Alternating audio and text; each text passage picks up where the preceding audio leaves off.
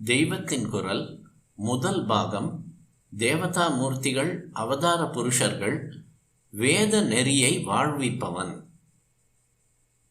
ஸ்கந்த மகா புராணம்தான் புராணங்களுக்குள்ளேயே மிக பெரியது.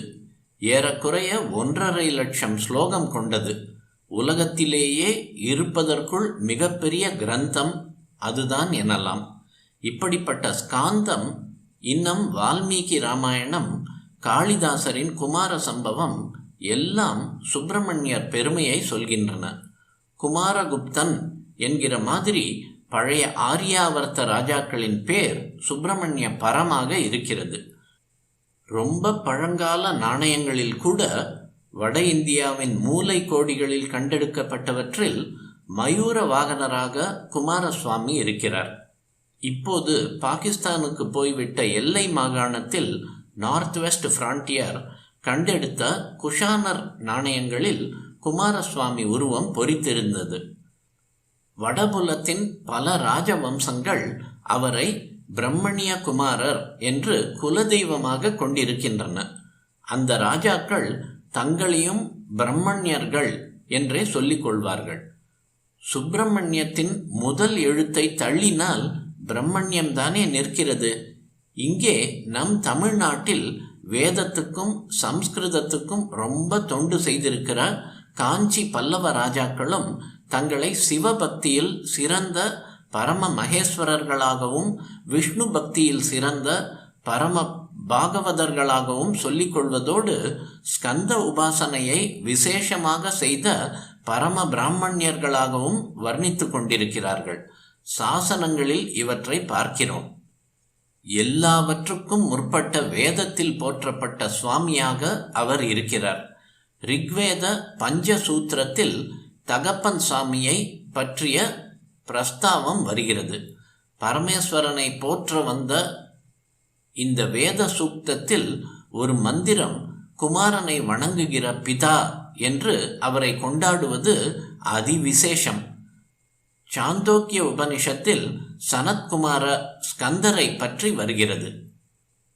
பாணினியின் வியாக்கரணம், அதற்கு பதஞ்சலி செய்த மகாபாஷ்யம் எல்லாவற்றிலும் ஸ்கந்தன், விசாகன் என்ற பெயர்களில் முருகனை பற்றி பிரஸ்தாவம் உண்டு. போதாயன தர்மசூத்திரத்தில் தினமும் செய்ய வேண்டிய வேத தர்ப்பணங்களில் ஸ்கந்தனும் அவனது பார்ஷதரும் பரிவாரங்களும் இடம்பெறுகிறார்கள். தமிழ் அபிமானம் உள்ளவர்களுக்கு இதையெல்லாம் சொல்ல வேண்டும். ஏனென்றால் தமிழ் மொழிக்கே முருகன்தான் அதிர்ஷ்டமான தெய்வம் என்று சொல்லிக் கொண்டிருக்கிறோம். முருகன் என்று அலாதி அன்பு சொட்டச் சொல்வது தமிழர்களுக்கே உரிய பெருமை. ஆதிகாலம் தொட்டு இங்கு குறிஞ்சி நில கடவுளாக அவரை வழிபட்டு வருகிறோம். தொன்மையிலும் தொன்மையான தொல்காப்பியம் இதை சேயோன் மேய மைவரை உலகமும் என்கிறது. 6 படை வீடுகள் என்று பிரசித்தமான சுப்பிரமணிய க்ஷேத்திரங்கள் தமிழ் தேசத்தில்தான் இருக்கின்றன. அவர் தமிழை உண்டாக்கியவர், வளர்த்தவர், சங்க புலவர்களில் ஒருவராக இருந்திருக்கிறார். அகஸ்தியருக்கு தமிழ் இலக்கணம் உபதேசிக்கிறார். மிக பழைய சங்க காலத்திலேயே நக்கீரர் இவர் மீது திருமுருகாற்றுப்படையை பாடியிருக்கிறார். பலர் அதை பாராயணம் செய்தே கைகண்ட மருந்தாக பலன் அடைந்திருக்கிறார்கள்.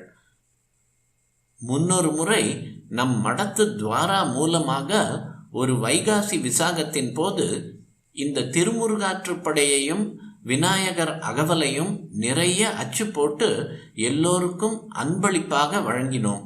விநாயக சதுர்த்திக்குள் இவற்றை மனப்பாடம் செய்ய ஒப்புக்கொண்டவர்களுக்கு.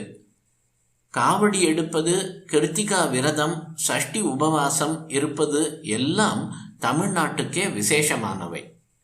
இதனால் எல்லாம் முருகனை தமிழ் தெய்வம் என்று குறிப்பாக சொல்லிக் கொள்கிறோம். ஆனால் இந்த காலத்தில் தமிழ் மதம் வேறு, வேத நெறி வேறு என்று பேதம் செய்வதில் சிலருக்கு ருசி இருந்து வருகிறது. இது ஆராய்ச்சி என்று சொல்லிக்கொண்டு நம் ஜனங்களை பேதப்படுத்துவதற்காக வெள்ளைக்காரர்கள் செய்த விஷமத்தின் அனர்த்தமான விளைவு. வேத மதம்தான் என்றைக்கும் தமிழ் மதமாக இருந்திருக்கிறது என்பதுதான் என் அபிப்பிராயம். அந்த விவாதம் இப்போது வேண்டாம். குமாரசுவாமி ஒருத்தரை எடுத்துக்கொண்டால் இவர் தமிழ் தெய்வம் என்கிற போது வேதத்திலும் தமிழ்நாட்டுக்கு வெளியிலும் இவர் ஆதியில் கிடையாது என்ற தப்பு அபிப்பிராயம் ஏற்படக்கூடாது என்பதற்கே ரிக்வேத காலத்திலிருந்து ராமாயணம், அப்புறம் புராண காலம், காளிதாசன் காலம், குப்தர்கள் முதலிய ராஜாக்களின் காலம் எல்லாவற்றிலுமே பாரத தேசம் முழுக்க அவர் பெருமை பரவி இருந்திருக்கிறது என்று காட்ட வந்தேன். வைதிக நெறியை வளர்க்கவே ஏற்பட்ட சுவாமி அவர் என்பதற்கு சுப்பிரமணியர் என்ற பெயரே போதும் என்று சமநிலையிலிருந்து அன்பயஸ்டு பார்த்தால் தெரியும். பிரம்மண்யத்தை அந்தணர்கள் பற்றி ஒழுகுகிற வேத நெறியை வளர்க்கிறவர் சுப்பிரமணியர் என்பது வெளிப்படை. வேதத்துக்கு முக்கியம் வேள்வி, யாகம். வேள்விக்கு முக்கியம் அக்னி. தெய்வங்களுக்குள் சுப்பிரமணியர் தான் அக்னி ஸ்வரூபமானவர். அவருக்கு பஞ்சபூத சம்பந்தமும் உண்டு. ஆகாச ஸ்வரூபமான ஈஸ்வரனின் கண்களிலிருந்து நெருப்பு பொறியாக தோன்றி வாயுவும் அக்னியும் அவரை சுமந்து கங்கையிலே சரவண பொய்கை என்ற நீர்நிலையில் விட அவர் அங்கே ஷண்முகராகி பிறகு பூமி உச்சமாக எழுப்புகிற மலை சிகரங்களிலெல்லாம் கோயில் கொண்டிருக்கிறார். இப்படி பஞ்சபூத சம்பந்தம் இருந்தாலும் அவர் அக்னி சுடராகவே பிறந்தவர். அக்னியில் பிறந்தவர் அக்னி பூ என்றும் அவருடைய பெயர் வரிசையில் அமரகோசம் சொல்லிக் கொண்டு போகிறது. சேனா நீஹி அக்னிஹி பூ குஹக. குகையில், நம் இருதய குகையில் ஆத்மஸ்வரூபமாக அரூபமாக இருக்கிற குகன் இப்படி வெளிப்பட்ட பஞ்சபூதங்களில் இருந்தாலும் முக்கியமான அக்னி ஸ்வரூபியாக இருப்பதால் அவர் அக்னி ஆராதனையை மையமாக கொண்ட வேத பிரதிபாத்தியமான தேவதையே ஆவார்.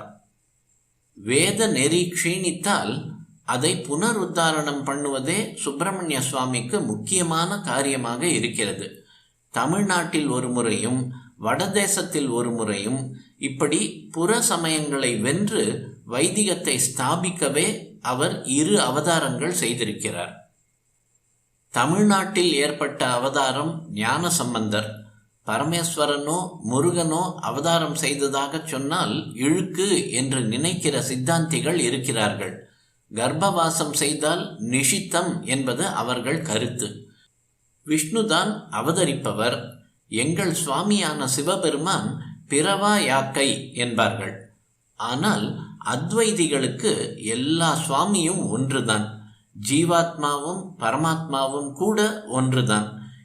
இத்தனை ஜீவர்களாக அந்த பரமாத்மா கர்ப்பவாசம் பண்ணி வெளிவந்திருப்பதையே இழுக்காக நினைக்காமல் இவனிடம் கூட நீயும் பிரம்மம் தானப்பா என்று சொல்வது நம் கொள்கை. தப்பு பண்ணுகிற ஜீவர்களை ரட்சிப்பதற்காக ஒரு பாபமும் தொட முடியாத சுவாமி அவர்களில் ஒருத்தராக பரம கருணையுடன் அவதரிப்பதாக சொல்வது அவருக்கு பெருமை தருவதாகவே நமக்கு தெரிகிறது. அருணகிரிநாதரை விட பெரிய முருகனடியார் இருக்க முடியாது. அவரே திருப்புகழில் முருகனை உரை புகலியூரில் அன்று வருவோனே என்கிறார். புகலியூர் என்பது சீர்காழி. ஞான சம்பந்தமூர்த்தி சுவாமிகள் சீர்காழியில்தான் அவதாரம் செய்தார். ஞான சம்பந்தர் எதற்கு அவதரித்தார் என்பதை சேக்கிழர் வேத நெறி தழைத்தோங்க என்று சொல்கிறார். சமணர்களை வாதில் வென்று பிரம்மண்யத்தை நிலைநாட்டினவர் ஞான சம்பந்தர். தமிழ் வேதமான தேவாரம் பாடிய அவரும் தம்மை நான்மறை ஞான சம்பந்தன் என்றே சொல்லிக் கொள்கிறார். இந்த மறைகளை மறை கூறும் யாகாதி கர்மாக்களை வாழ்த்தி வளர்ப்பது முருகனுக்கே ஏற்பட்ட ஒரு விசேஷமான காரியம் என்று திருமுருகாற்றுப்படையும் சொல்கிறது. தொன்மை வாய்ந்த 10 பாடலில் முதலாவதாக இருக்கிற நூல் அது. தமிழ்நாட்டில் குறவர் இனத்திலிருந்து சகல சமுதாயத்தினரும் சுப்பிரமணியரை எப்படி எப்படி வழிபட்டார்கள் என்பதை அது சொல்கிறது. நக்கீரர் அதில் ஷண்முகநாதனின் 6 முகங்களில் ஒவ்வொரு முகத்துக்கும் ஒரு விசேஷமான காரியத்தை சொல்கிற போது, ஒரு முகம் மந்திர விதியின் மரபுளி வழா அது அந்தணர் வேள்வி ஓர்க்கும் மே. மந்திர விதி தப்பாமல் வைதிக சம்பிரதாயப்படி பிராமணர்கள் செய்கிற யாகங்களை கண்டு இன்புற்று அவற்றை வளர்க்கவே முருகனுக்கு ஒரு முகம் இருக்கிறது என்றார்.